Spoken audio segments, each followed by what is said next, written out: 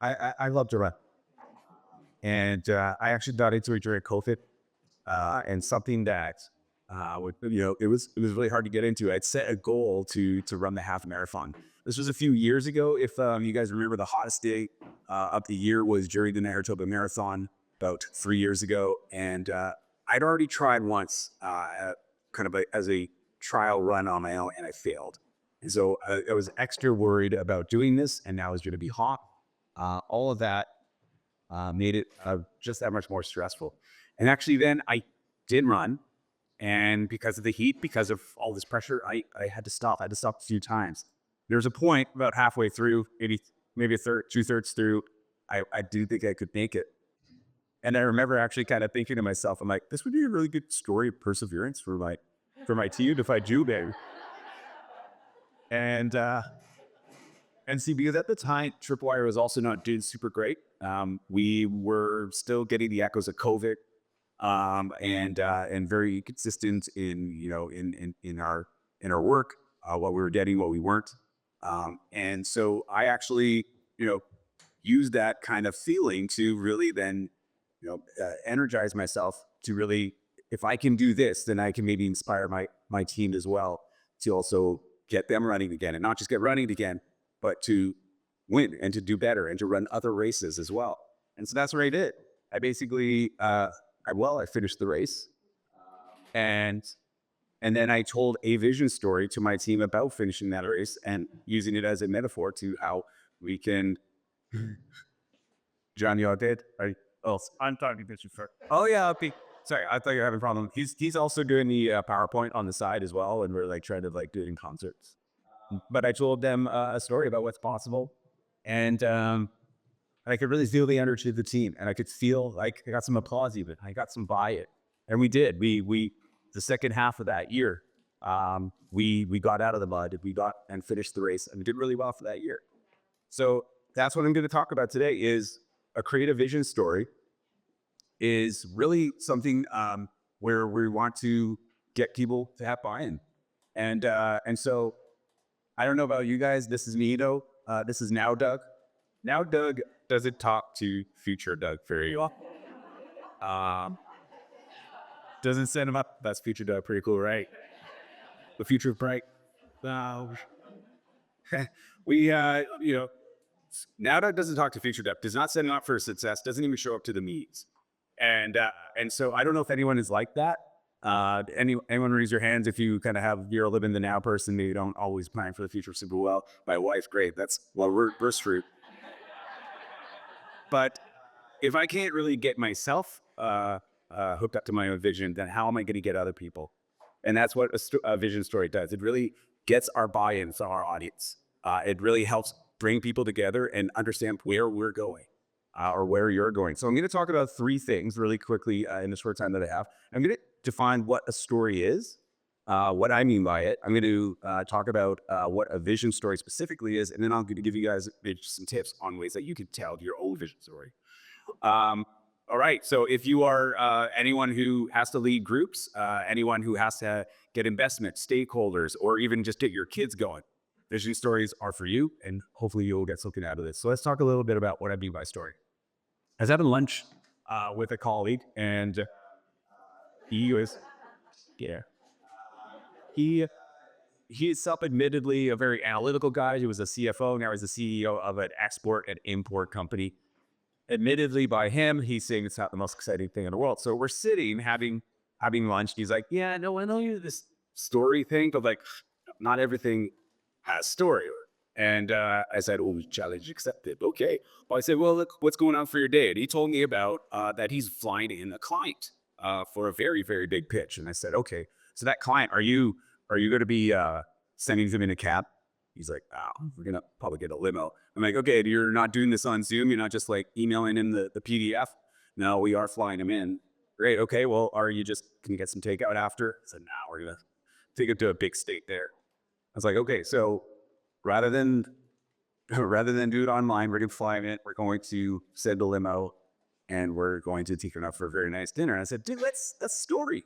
Like that is exactly what I mean by story. You are creating an experience. You're adding emotional value to this this pitch for this client that you're trying to bring in. Because otherwise, if that didn't matter, and you could have just emailed him a PDF and said, "Get back to me when you can." But we're adding story to it. It's just like shit. The story really is, and I mean it in the basis sense of yes, it's beginning, middle, end. It is structure and all these things. Once upon a time, but really, just boil it down. It's just the emotional value that we add to everything in our lives, and really ties into the purpose. Whether that's the purpose of what you do, what your company does, even what the things around you are, like tables and couches. They all serve purposes, not just physical properties. And so that's really why I mean story is just the emotional value we attach to everything. So let's talk a little more on what I mean by a vision story. There are actually 7 different types of stories, how we define it. I don't, I'm not going to talk about all of them. I could talk about it another time. We're just going to talk about this one, which is the vision story. So let's talk about people who tell very good vision stories. And maybe you can recognize a few of these people. We've got JFK, Martin Luther King, Amanda Gorman, Oprah. And they had some pretty powerful speeches. If you remember JFK, or you can find it online, when he talked about going to the moon. Obviously, I Have a Dream is an incredibly powerful one. Or Amanda Gorman talking about there's always light, if only we're brave enough to see it at Biden's inauguration. And anyone who watched maybe any of the DNC, both Michelle Obama and Oprah had amazing, amazing speeches about where we can head as and in their case, as a country. That I felt it just as much. What do you think is common in all of these 4 things? Anyone guess? Sure. Optimism? Yeah, absolutely. Even in the grammar of it. Wishing for a brighter future. Sure, absolutely. Vision for a brighter future. Yeah. It's action. Yeah, who said that? Yeah, the action, right? Like it's all in. These are all things that are moving. They're happening in the future. They are things that have not come to be yet. And so a vision story is really about where you are headed. It sounds kind of obvious, but it's good to remember about that. So when we have different types of stories, the vision story is the thing that hasn't happened, and we'll really tap into people's desires and wishes so that we can feel that, and it's what we don't have yet. So I'm going to then give you a few tips here. We've talked about what a story is, what a vision story is, and we're going to talk a little bit about things that you can do to help create it. I love acronyms, so let's get a few aids in here. And I do appreciate I'm not spelling these wrong. I don't love grammar, right? So what do I mean by that? You can use some analogy. You can use details. You can use energy, and you can use some structure. So the analogy, what do I mean by that? Analogy really, there you go. Analogy is just story, or it's metaphor, or it is the context that really can get the information that you need to wrap story around. So are there other examples of things that have happened that are very representative of that? Like me telling a story about running. Obviously, I wasn't trying to get people to physically run, but I was trying to inspire them and create that connection. Can you create a story of what you see that hasn't come to be yet? Can you paint us that picture? When we use metaphors, when we use story, we will feel that vision, and actually we will remember it 22 times better than we will with data. Ironically, I have to use a data point to get that across, but it's still true. So on top of analogy, then we have details. What do I mean? What do I mean by details? It's just actually, and I do not want to confuse this with data and information. It is just get specific. Paint us that picture. How are you feeling? What is the trepidation that you are having?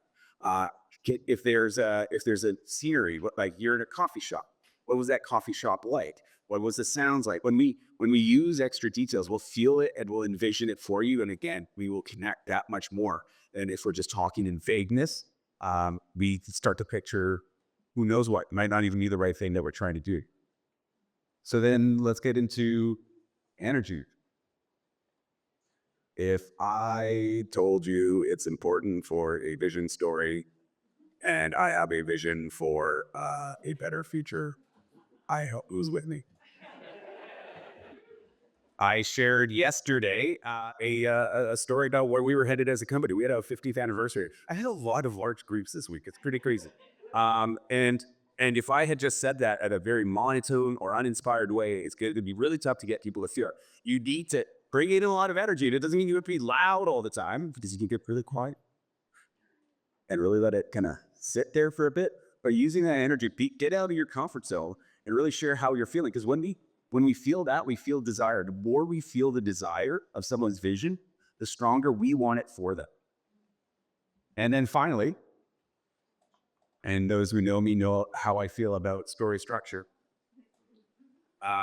Arguably, how many people here have friends, possibly family, who are really terrible storytellers that are all over the map? They go too long, they forget things, or yeah, okay, it might be you, you might be Salone, I'll be here, you might be lurking within. Without a structure, it's just like building a house without a blueprint. You don't have to be a professional storyteller. You don't have to, you don't have to have put a lot of it to practice, although it does help a little bit. But you do need to have a beginning, a middle, and an end. You do need to set a purpose or a conflict so that we can feel what it is. When we're talking about a vision, we're always trying to change something. We're trying to enhance something, create something. So we need to feel that. You need to establish that, and you establish it up front, because when we follow a structure, our brains just completely connect to it. And I can talk another day about how all the different chemicals that happen when we engage with a story. Okay, so there you go. Those are 4 things to think about. Your 8s that will be things that you can add when you're telling your next vision story. Try to add one, if not all of these, and see how it helps. So I again covered what I mean by story, the emotional value that we put on everything, what a vision story is. Oh, my animation didn't. Yeah, okay. See, I told you I'd do it once. I got too ambitious in my animation. But anyways, we talked about what a story is, a vision story being that is something that we don't have yet, and some tips on that. Happy to talk to people about the other types of story or even the structure of it. We do this all the time. Feel free to talk to me or check us out on our website. And really, if I can leave you with something, it's that these types of stories, vision stories, don't have to be one-offs. They don't have to be done at your quarterly meetings or your yearly, or just the only when you're building something or launching something. I love the power of story, and you can use it every day. We tell stories all the time, even if we don't know it. And it doesn't just have to be for the big moments. It can be for lots of little moments every single day to get your team, your crew, your family all together. I could give you an example of when I'm on set. I don't get to be on set that much anymore because I have amazing people who are way better than me at it. But when I am, we usually have a kickoff of the morning to just kind of go through the day, what's happened. So I could do it one of 2 ways. I could go, okay, 9 o'clock, we're shooting over here. Great, we're going to tear down at 10. We're going to move to this location. Great, and we're going to set up for these 3 shots. Okay, yep. Okay, lunch is at 12. Great. And then we're going to do more shots in the afternoon. Let's go. Or let's say the client is, and often is, a lot of the not-for-profits who do, use the Children's Hospital Foundation, for instance. We do a lot of work with. Okay, guys, if we get together here, welcome, we're here together today. If we do our best job that we can, we are going to help raise money for this Children's Foundation. The Children's Foundation, Children's Hospital Foundation, helps sick kids, a lot of them who are not going to make it otherwise. So if we do our jobs today, if we do the best that we can do, we're going to help save kids' lives. And I'm not even being hyperbolic about it. Who's with me? That feels a little bit better. Hey, you guys are, let's go. That difference, just to talk about the purpose, to talk about the story, where we're headed, bringing us together, that's what moves people to action. It can create better engagement, better work, better outcomes, and it feels better. Oh, and that's what happens when we get people together. There we go. Sorry. So very end here, a creative vision story that's where you get the buy-in from the team. And I can even take this, and I'm not really trying to use this as a brag, but when you tell vision stories to everyone else, it actually then gets sucked into you as well. And you also need to hear your own vision stories because you can move forward as well. Because I finished that race, and then remember thinking that I could do much more than that. I listened to my vision and believed in it. You got new records every year, and I continue on to prove myself because I have a vision. And to Lindsay Twine, I had to envision. I had hurt myself halfway through, and I just envisioned myself crossing that finish line with the PR, and I did it. It killed me after, but it was worth it. So on that note, I really thank you and enjoy the rest of your day. Cheers.